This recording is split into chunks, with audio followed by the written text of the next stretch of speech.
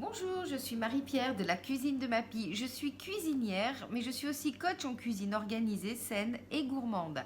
Organisée parce que ça te permet de gagner du temps, saine parce qu'on va travailler des produits locaux de saison, des bons produits qui ne sont pas transformés, des produits bruts. Et puis c'est gourmand parce que j'y rajoute aussi ma touche personnelle avec peut-être du lait de coco, des épices, tout ça. Plein de choses importantes.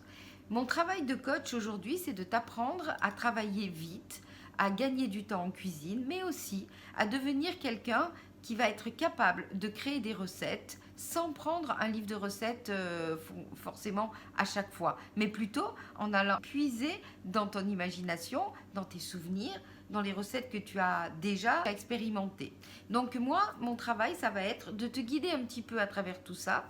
Et pour ça, j'ai créé une formation qui s'appelle Libre de cuisiner. Ce que je veux te démontrer, c'est qu'avec des produits que tu auras un petit peu préparés à l'avance, quelques connaissances au niveau des épices, au niveau de la façon de t'organiser, comment tu vas tailler tes légumes pour gagner du temps, eh bien, avec ça, tu vas pouvoir cuisiner en 10 minutes à peu près un curry végétarien à base de légumes de saison. Alors, qu'est-ce que j'ai préparé pour notre curry végétarien?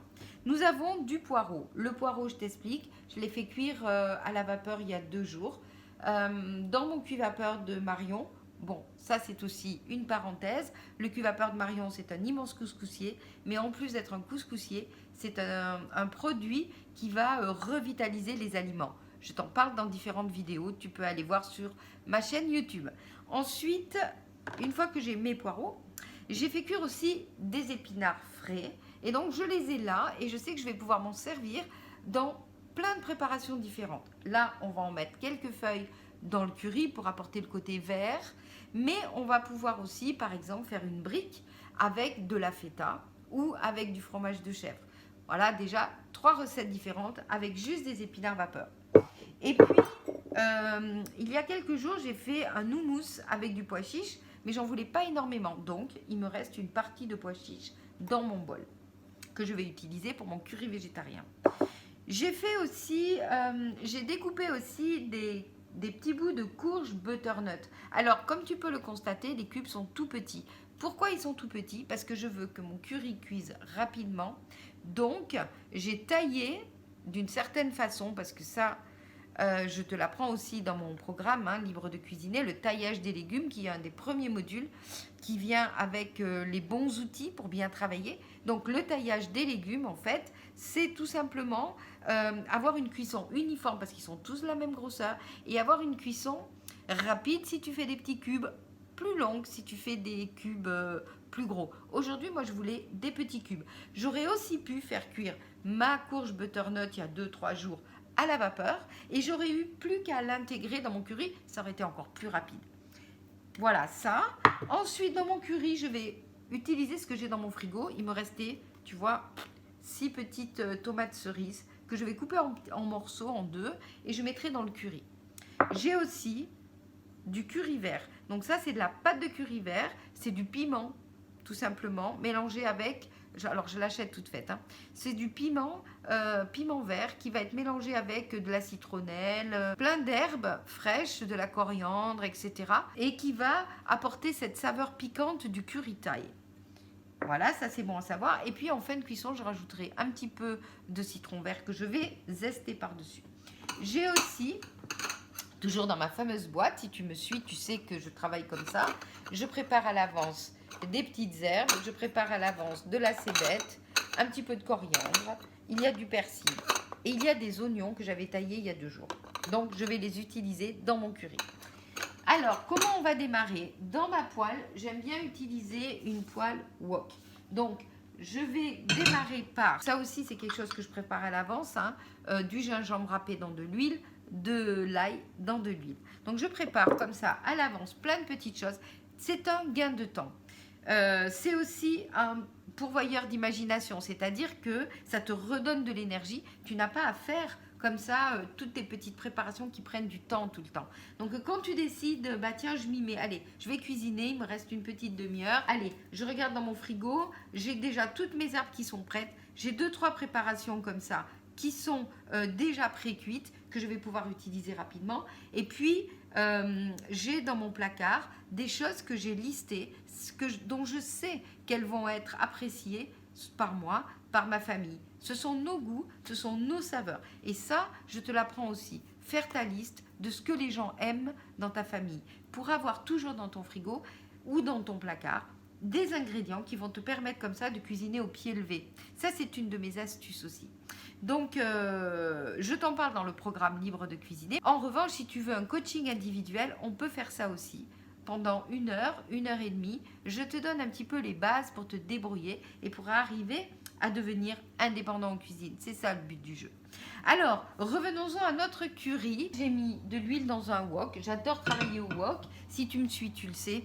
Je travaille souvent dans ce genre de poêle parce qu'en fait, elle a des rebords et ça permet de bien répartir la chaleur. C'est vraiment un truc que j'aime faire. Alors là, on a la poêle qui chauffe un peu. Dans cette poêle, je vais rajouter du gingembre, un petit peu d'ail. Voilà. Je vais rajouter aussi des cébettes, le blanc de cébette.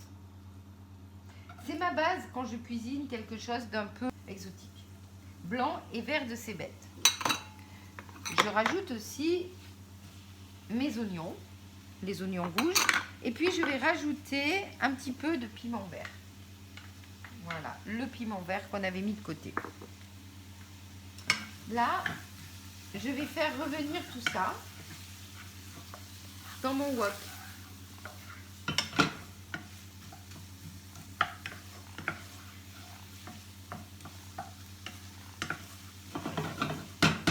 Ce qui est important de savoir, c'est que quand je cuisine et ce que je veux t'apprendre, ce que je veux te transmettre, c'est pas des recettes, ce ne sont pas des recettes de cuisine. C'est vraiment ça qu'il faut comprendre.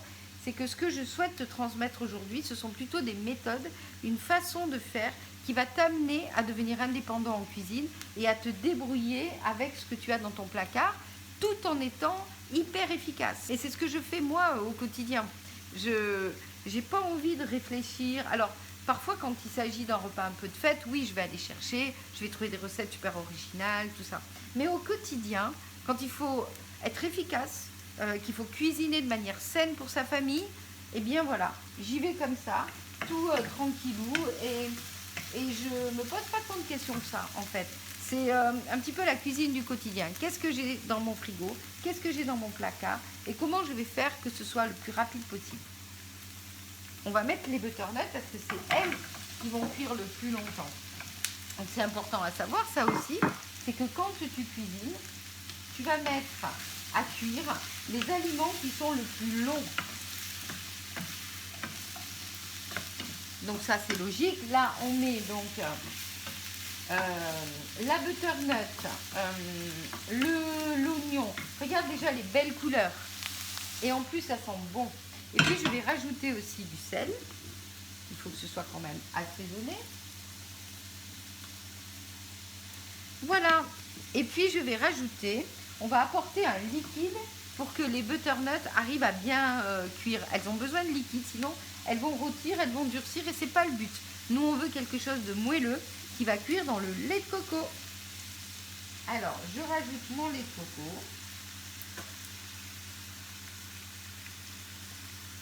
Voilà. Je baisse un petit peu le feu parce que je veux pas que ça boue.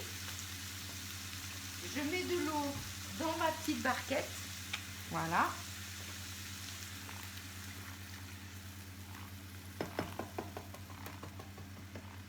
Pour délayer un petit peu. Et là, je n'ai plus qu'à laisser mijoter tranquillement la butternut avec le lait de coco et puis tous les aromates. On peut rajouter aussi un petit peu de coriandre. Moi, j'en mets pas trop parce que il y a certaines personnes dans la famille qui n'aiment pas. Donc, vous n'êtes pas obligé d'en mettre. Et puis, à la fin, quand quand la butternut sera tendre ou en tout cas assez cuite, je rajouterai les poireaux. Je rajouterai un petit peu d'épinards. Je rajouterai mes tomates parce que ça cuit. Alors, les poireaux et les épinards sont déjà cuits. Donc, c'est pour ça que je les mets vraiment en fin de cuisson. Les tomates, ça cuit très très vite. Donc, je les poserai vraiment en fin de cuisson. Et Pour ce qui est des pois chiches, ils sont aussi déjà cuits. Donc, quand vous voyez que la butternut commence à être tendre, et bien à ce moment-là, vous allez rajouter les aliments cuits. Et puis voilà, et votre curry, pour le coup, là, il va cuire en à peu près 15-20 minutes. Pendant ce temps, vous faites cuire du riz. Et quand le riz qui a un temps de cuisson d'à peu près 15-20 minutes, du coup, vous êtes prêt et tout est prêt en même temps. Et vous voyez qu'en l'espace de moins d'une demi-heure, vous pouvez créer un plat quand même assez festif, hyper gourmand et sain. Sain parce que vous aurez utilisé des produits bruts que vous avez vous-même transformés.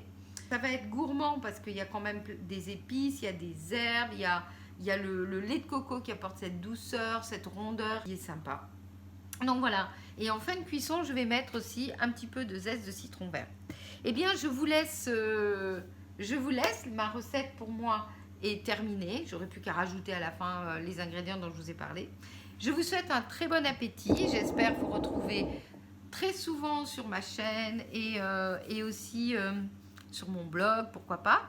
N'hésitez pas à me mettre des petits likes si vous avez aimé la recette, à partager avec vos amis et à vous abonner à ma chaîne. Et je vous dis à très bientôt. Ciao!